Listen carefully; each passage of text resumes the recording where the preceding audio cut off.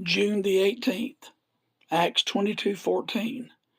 And he said, The God of our fathers hath chosen thee, that thou shouldest know his will, and see the just one, and shouldest hear the voice of his mouth. Here the Apostle Paul was giving his testimony before the multitude. He is recounting his conversion and testifying to the call of God on his life. Paul was never ashamed to tell what happened to him.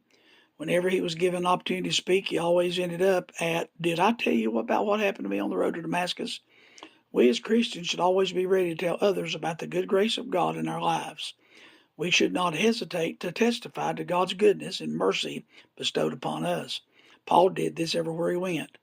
There are several things I'd like to mention in regards to this passage of Scripture.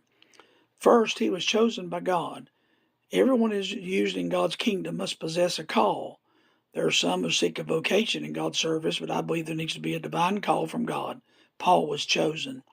Next, it's important to know the will of God for your life. When Paul was struck by blindness, Ananias wanted Paul to discover God's will for his life. So many struggle over the will of God, but if God calls you, he will reveal his will for you. God will not extend a call to anyone and then not reveal what he'd have them to do to fulfill that call. Last, it's important that you be able to hear the voice of God. The Bible makes it clear that God's sheep hear his voice. Many Christians act as though they do not know what it means for God to speak to them. Some would suggest that this is only for the Old Testament people, but New Testament church folks need to be able to hear his voice, especially those who are called into his service. We cannot afford to walk into the pulpits every week without ever hearing from God. God, open our ears and eyes so we can better serve you.